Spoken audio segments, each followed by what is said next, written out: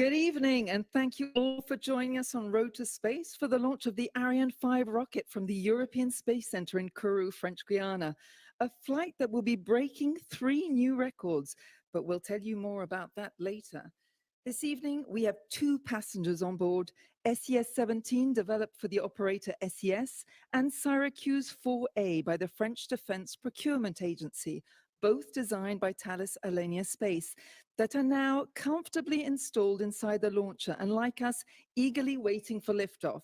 Well, all the teams are on site from Arianespace, the CNES and ESA, and currently working on the finer details of the mission. But now my colleague Baptiste is linking up with Stefan Israel in Kourou, and I'll translate for our English-speaking audiences. Good evening, Stefan. Welcome to Road to Space.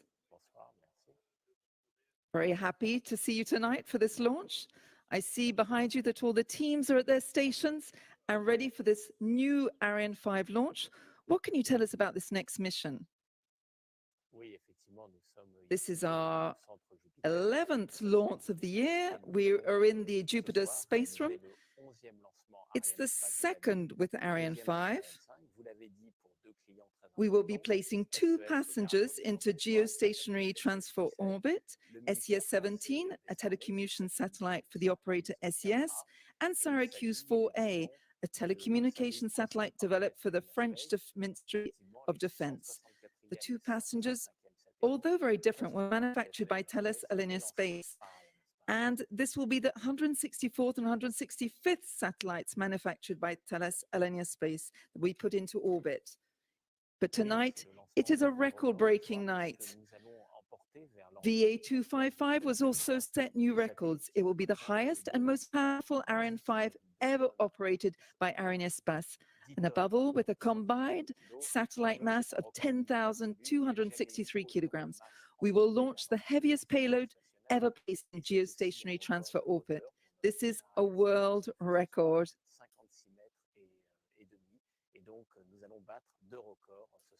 And now we're going to beat 3 records tonight. Thank you very much, Stefan. What a program tonight. I see that the pressure is slowly building up, so we won't keep you any longer. Thank you so much, Stefan. Have a fantastic launch. And to help us understand all the finer details of this very special launch, I have with me 111th launch of Ariane 5, which will be lifting off shortly from Guiana Spaceport. We will, of course, be live from Kourou, but also here in Paris with our space expert, David Aranzo-Grous, Head of Advanced Studies Department at Arianespace. With him, we will be reporting step-by-step the launch, and you will know everything there is to know about these 2 very special passengers on board.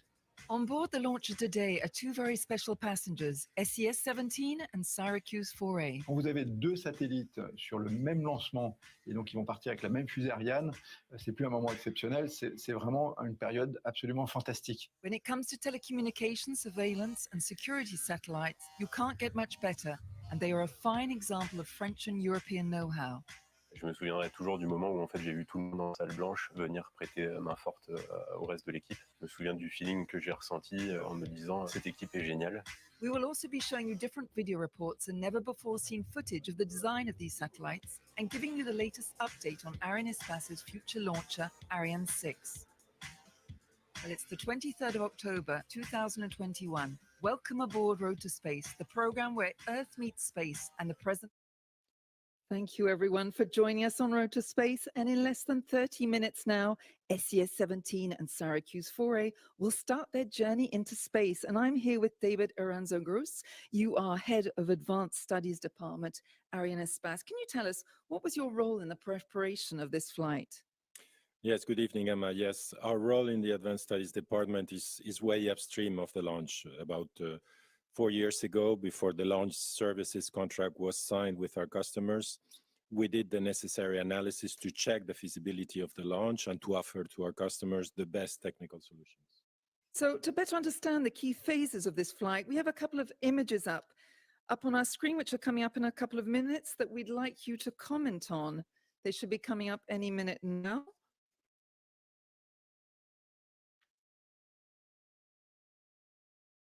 Here we go. Yes, so we will be launching from Kourou in the northeastern coast of South America. There will be liftoff. We will start by igniting the main engine, the Vulcan engine, and then the 2 solid boosters at 7 seconds after H0. This will lift off the launcher. After that, we will have a vertical climb, and then we will start rotating. We will perform a gravity turn, progressively tilting the launcher. At 2 minutes and 19 seconds, we will have booster separation. And shortly after that, in a minute later, we will have the separation of the fairing. This will happen once we have reached a high enough altitude so that the fairing is no longer needed. The flight will continue towards the east, towards the equator, and at 8 minutes after liftoff, 8 minutes and 40 seconds, the main engine will cut off and the main stage will separate from the rest of the launcher. The upper stage engine will ignite and we will go across the Atlantic for about 15 minutes and then at about 25 minutes, 40 seconds after launch, we will have the shutdown of the engine and the injection in the targeted orbit. A few minutes after that, we will have the separation, the orientation of the upper stage in the right direction, and followed by the separation of the SES-17 satellite, which is the upper passenger in our launcher today. This will happen at 29 minutes after liftoff. After that, we will perform some additional maneuvers to separate the SILDA, the double launch structure, and this will happen at 36 minutes. And a couple of minutes later, after giving the satellite the right orientation, we will separate Syracuse 4A. After that, the stage will continue by performing some passivation maneuvers that will empty the tanks and that will reduce the lifetime in orbit.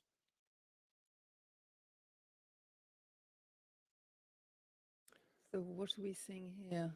This is, yes, the end of the maneuvers. Thank you so much, David. Thank you so much. Well, we're going to follow this flight very closely tonight. But before that, we're keeping a close eye on the green panel, which is on the right of the screen, an indispensable piece of information throughout the different phases of the mission. So, David, tell me, what happens if one of the lines or the lights of the panel up there on the screen turn to red? What happens?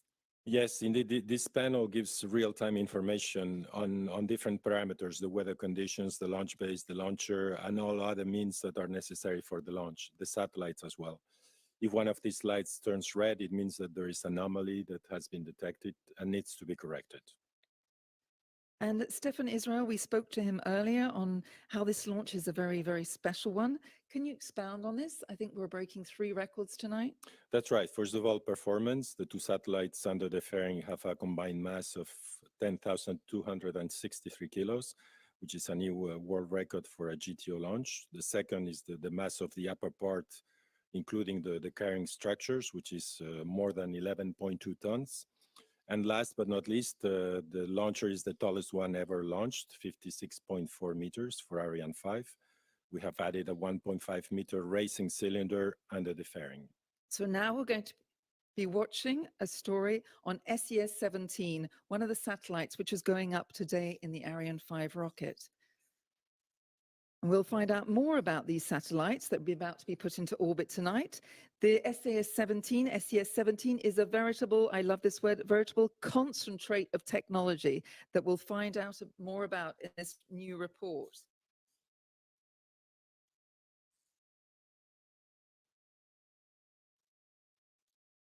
They'll be coming up in a few minutes, even a few seconds.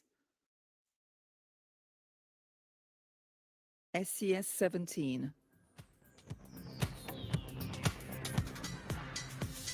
(6,400 kilograms of mass and 46 meters wide), SES-17 is the same height as the Statue of Liberty without its base. This satellite is one of the largest satellites ever launched in space by Arianespace. Built in Europe by Thales Alenia Space, the satellite will be operated by SES, a global company headquartered in Luxembourg.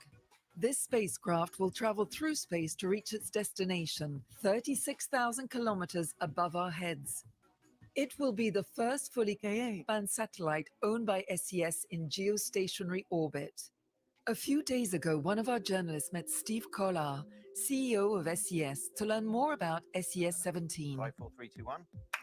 SES-17 really represents the most modern of technology. It's huge, it's powerful, but it's also incredibly flexible. I think it's a satellite that is going to change the market for SES and change the market in the Americas. This satellite has one main goal: deliver high-speed connectivity to North and South America, the Atlantic Ocean and the Caribbean region.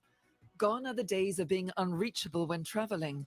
Nowadays, travelers expect to stay connected at every step of their journey, whether that's at sea or in the air. SES saw a need to build a satellite that would deliver connectivity to where it was demanded most, starting with commercial planes. And to do so, the company from Luxembourg has worked with close partners. But what was unique about SES-17 is the fact that not only it involved very, very close work with Thales Alenia Space and Arianespace, but also with Thales Avionics, the customer for the satellite. And so you had this really integrated team approach, taking into account the manufacturer, the operator, but also the customers and the end users. During SES-17's construction, more than 1,900 employees were mobilized in the Thales Alenia Space manufacturing facilities. All these partners developed a high-powered satellite that would be able to deliver high-speed internet consistently to air passengers, no matter where the planes are, thanks to the Thales in-flight experience. Craig Olson, Vice President of Connectivity Solutions at Thales Avionics, was interviewed by our journalist. Thales in-flight experience really is merging together our capabilities in in-flight entertainment, connectivity, and managed services that can bring a holistic experience to the user, whether it's in terms of having connectivity to their personal device or where our customers have seatback displays on board their aircraft and remain connected to their world. Travelers will be able to use the Wi-Fi as if they were at home, HD streaming, playing video games, watching television, or posting on social media. And what we're finding is that users want to see that experience that they can enjoy in their living room extend to wherever they go outside their home. And this includes in commercial aircraft space, aboard airplanes. The satellite is also able to deliver connectivity services for other applications and markets, such as maritime for commercial shipping and cruise, energy sector for offshore platforms, and mines in remote areas, as well as governments and enterprises across the Americas. The satellite will also bring connectivity to the underserved areas in the region and help accelerate digital inclusion programs. With SES-17, we have the capability to change the lives of populations in Latin America who up to this point have been unconnected or underconnected. And so what we're going to be able to do with SES-17 is connect villages, towns, and rural populations so that they have the same access to education, to business, and to be socially connected. But SES-17 brings even more innovation into space. So there's a really important component on board the spacecraft, which is essentially a very capable router. And what that allows us to do is connect every single customer and every single link on board the satellite with every other one. And we call it the digital transparent processor. And that's the thing, that's really the heart of this satellite.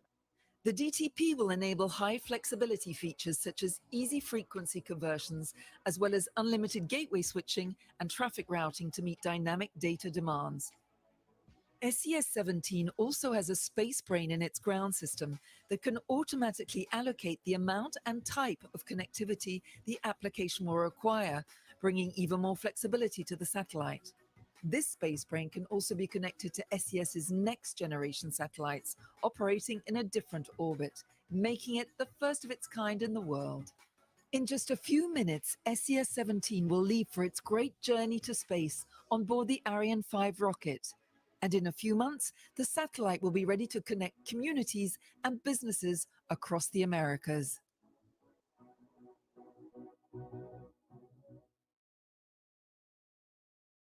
Well, we've learned in this report that SES-17 is the most modern of technology. It's game-changing. But David, more than that, we know that SES-17 is equipped with a system that is unique in the world. And that will be put into orbit tonight for the first time. And you know it more than I do, the MPL, mechanically pumped loop. So this is an active thermal control system developed by Thales Arianespace with ESA and CNES, which allows the heat generated by the satellite's equipment to be evacuated to the cold zones and then into space. So David, what is the advantage of this system?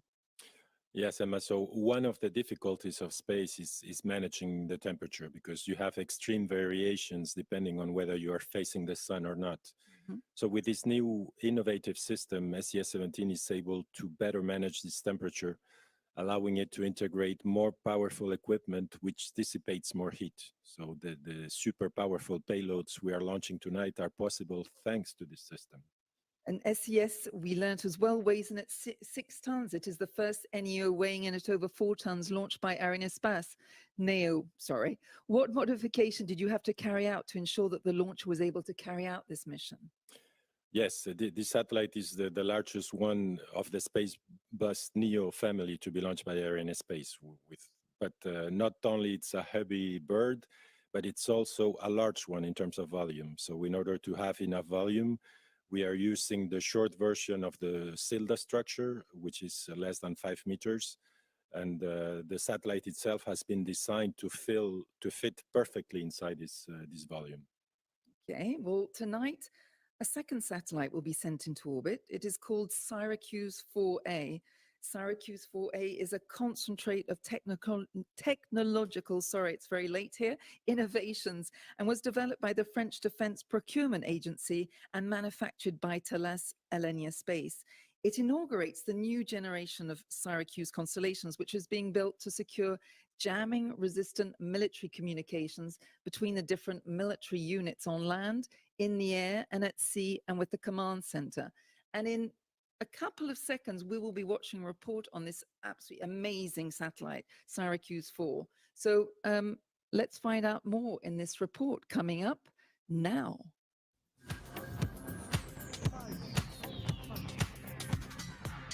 Observing, listening, communicating, moving, fighting. Satellites are essential for the conduct of military operations. Operating in space is vital. Today, with the advent of Syracuse 4A, a new page in history is being written for the French Ministry for the Armed Forces and Military Space Telecommunications. Developed by the French Defense Procurement Agency in conjunction with the National Center for Space Studies and by Thales Arianespace and Airbus Defence and Space, Syracuse 4A is the first military telecommunications satellite and part of a new constellation of 3 satellites. Its role? To connect different military units in all weathers, whether on land, at sea, or in the air, on a daily basis and while on the move. Operations are often in locations where no secure and reliable communications infrastructure exists, such as in the East or in the Sahel region. Pour agir efficacement, les forces armées ont besoin de préparer leur action. Donc elles doivent planifier l'opération. Ensuite, elles doivent conduire l'opération et enfin évaluer l'efficacité de leur action.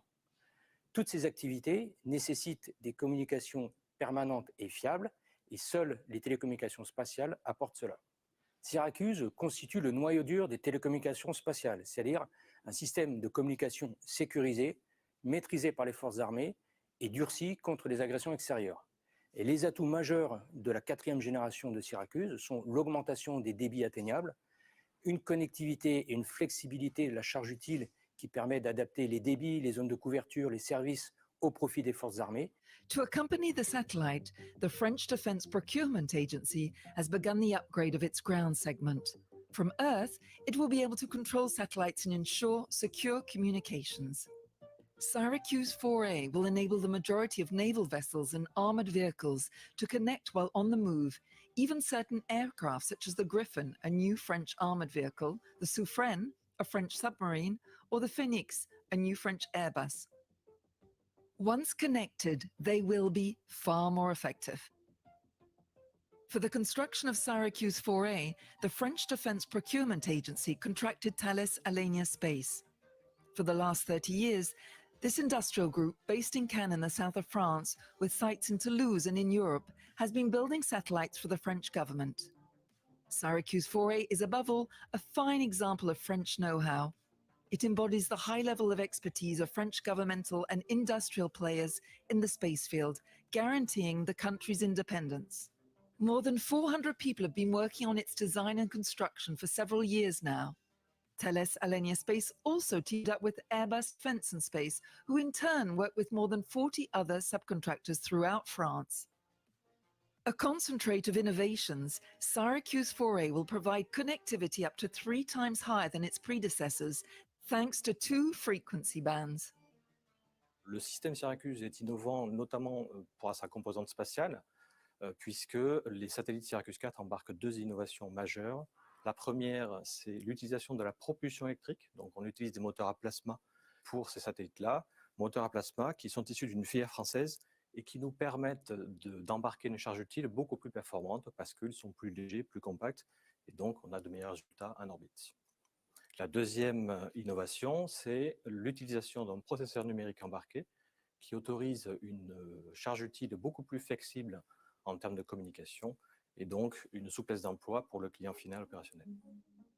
Syracuse 4A also has the capacity to deal with military attacks by using anti-jam technology.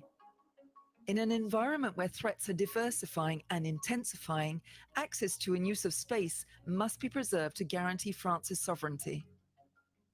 Le président de la République a souhaité doter la France d'une véritable stratégie spatiale de défense. This is the aim of the new space defense strategy requested by France's president. A strategy that has given rise to Space Command, created in 2019 within the Air Force and the Space Ministry, and also to the Space Control Armament Program, dedicated to space surveillance and satellite defense systems, all headed by the French Defense Procurement Agency. In a few minutes, Syracuse 4A will be launched aboard Ariane 5. This satellite will provide armed forces with next-generation secure command links. The Syracuse 4 constellation will be progressively completed, with the arrival of Syracuse 4B by 2023 and Syracuse 4C responding to the armed forces' need for connectivity. We've just been watching the report on Syracuse 4A, David, and it doesn't look like a very small satellite to me. How does it fit under the short cylinder which you mentioned earlier? Well, what we have done is we have added a 1.5 meter racing cylinder under the fairing and the cylinder. In this way, we have increased the volume of Syracuse for Syracuse 4A, and at the same time, by using the short version of the cylinder, as I mentioned before, the volume available for the top position is sufficient for SES-17. So this shows the flexibility of the Ariane system to adapt to different customers. So Syracuse 4A and SES-17, they both are using electric propulsion to reach their operational geostationary position. But what does this mean for the launcher, David, then? So yes, Emma, in fact, considering the mass of the passengers today, the orbit targeted will not be a standard geostationary orbit, but an orbit with a slightly lower apogee altitude.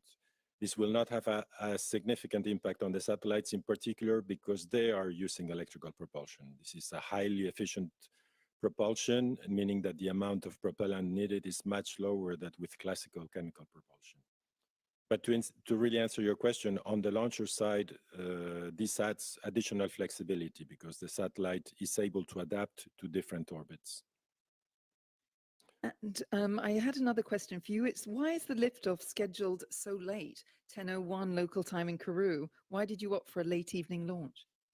Yes, in fact, it's the electrical satellites need to have direct sunlight as soon as possible after the separation from the launcher in order to have energy as soon as possible to use their propulsion system. Therefore, with a launch at 10 p.m. local time in Kourou, they will be receiving the morning sunlight when they separate above the Indian Ocean. Okay, well, that's clear for me. Well, in a few minutes, Syracuse 4A and SES-17, as we say, will take off into space on board Ariane 5 to reach their final destination. Yes, David, some 36,000 kilometers above our heads. The launcher, however, began its preparation campaign journey on the 2nd of September. We have some footage of the campaign, and David, I'd like you to talk it through with us. We have some edited images, which are going to be coming up on our screen in the next 10 seconds or so. And here we go. Yes, so the launcher arrived in Kourou by boat, crossing the Atlantic. It took about 2 weeks to cross the Atlantic. Once at the harbor in Kourou, it was transported on these big containers on the road and up to the launcher assembly building that you see here, where the teams of Ariane Group started the assembly.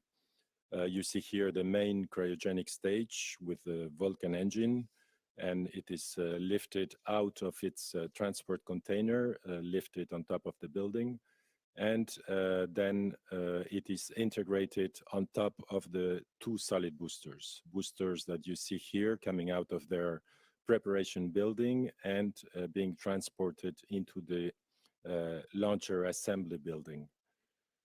You will see the 2 boosters here coming into the second one coming into the building, and once this lower part is integrated, then we have the upper stage that you see here that is put on top of the launcher. Once the launcher is completed, there is a series of tests, electrical tests, fluidic tests that are performed to make sure that everything is good. After that, the launcher comes out of the launcher assembly building and moves a few hundred meters to the final assembly building that you see on the left, where the satellites are waiting to hop on the launcher. The satellites have been prepared in parallel, and they are integrated with the fairing that you see here, and then everything is put on top of the launcher. Once this is done, the launcher is ready, and so the day before the launch, the launcher comes out of the final assembly building and is pushed into the launch zone where the countdown starts. So it's not only the launchers have made this long journey, these satellites have also made a long journey to get there. SES-17 left the clean rooms of the Thales Alenia Space Site in Cannes back on, when was it, David? The 22nd of September? It has now been on the Guiana Space Center for a month with its companion Syracuse 4A. And I'd like to remind you all at home that Syracuse 4A is a military telecommunication satellite. Now, I'm just wondering, David, what about the security conditions? Are they reinforced when launching a military satellite? And what are the ramifications for the launch pad in Kourou? Can you talk to us about that? Yes, Emma. So at the Guiana Space Center, there are, of course, stringent security measures, and it is even more case for sensitive government satellites as it is the case today. So the satellites are continuously monitored by the customers. They are in limited access zones at all times. And of course, as usual, the Space Center is closely guarded by the French military on the ground, at sea, and in the air, and in particular, as we get closer to the launch. And yes, and we are very close to the launch. We're only a few minutes away from liftoff. So what is happening to the satellites at this time? What are they up to? Are they being looked after? Yes. They have a nanny. Yes, a few minutes before launch, the satellites are sitting comfortably on top of the launcher. The satellites need to keep temperatures within certain limits for their systems to work correctly once in orbit, the propellants, the batteries. So we are now making sure that all these conditions are ready for launch. So now we're waiting for, thank you very much, David, for that explanation. Now we're waiting for the confirmation of the synchronized sequence from the DDO. The DDO is the Director of Operations in Kourou. Why do we need this announcement? It's an important announcement because it indicates the start of some important operations just before launch. Oh, we can hear him. You can hear him in the background. Right, we just had the confirmation. Just had the confirmation. 7 minutes. We've just had the confirmation. So we've just heard from the DDO, Director of Operations in Kourou. He has just confirmed the start of the synchronized sequence. Now, how exciting is that? David, can you explain to us what this means and why this moment, well, you're going to explain to me again why this moment is so important. Yes, it's the start of the last operations before launch, meaning that if for some reason the countdown stops, we have to come back to this 80 - 7 minute mark. So at this point, the final operations are performed. For example, we are pressurizing the tanks to the final pressure that is needed for flight. We are closing all the filling lines. And in a few minutes, just a few minutes before launch, the control of the operations will be handed over to the launcher onboard computer, who will control the last events, including the ignition and the engine, the ignition of the engines for liftoff. So everything is controlled from the Jupiter Control Center, or as I know it's called, the fishbowl, where all the operators are focused on the job at hand. But how would you describe the atmosphere in the control room at this stage of the operations, only minutes away from our launch? Yeah, right now everyone is obviously fully focused on what they're doing. It's now up to the launcher to confirm that all the parameters are expected, and the green panel is closely monitored. And yes, indeed, we see that there is a red light on. What can you tell us exactly? On the right hand side on the green panel, there's a red come up. What does that mean? Yeah, so it's a red on the launch zone. So we will check. What does that imply then? It means that there is something that is not Technical as expected. And so, yes, we have for the time being a red light for the launch. But again, we have a very large window today, so we will check what the anomaly is and come back as soon as... Well, while they're working that out, I just wanted to ask you a bit about the Jupiter room. We can hear the DDO in the background. It was inaugurated, sorry, it is very late for us here in Paris, in 1996 during Ariane's 82nd launch. It's built like an amphitheater. The public is seated around a wall, which projects images enabling people to experience the launch live. Can you talk to us about that? I'm sure you've been there and felt it. Yes, you're right. The Jupiter room is indeed a very good place to watch the launch. People can walk outside to see the launch live, and then all the screens in the control room provide the launcher parameters during the ascent. And yes, in this room, besides the general public who is invited to the launch, there's all the launcher authorities who are there, from CNES, ESA, Arianespace, as well as all our customers. So can we go back to this green panel, which unfortunately now there are two reds. Can you go through that again with us, please? Can you take us through it and tell us what this means? Yeah, so the top line, yes, is the launch, the go for launch, the authorization for launch, which is, I would say, is green when everything else is green. So right now, this explains why it is red. So here we have on the left-hand side the launch base, the logistics, the safety, the telemetry data, and the telecommunications with the different parts and the different centers that need to communicate during the launch. And then on the right-hand side, we have, yes, the launch zone, which is the one that is right now, the launcher, the satellites, and the weather, which is also an important parameter. So we now see that the countdown has stopped, that there are two red lights. So we're going to leave you for the moment and then come back when we find out what has gone on, and we will be back with you shortly.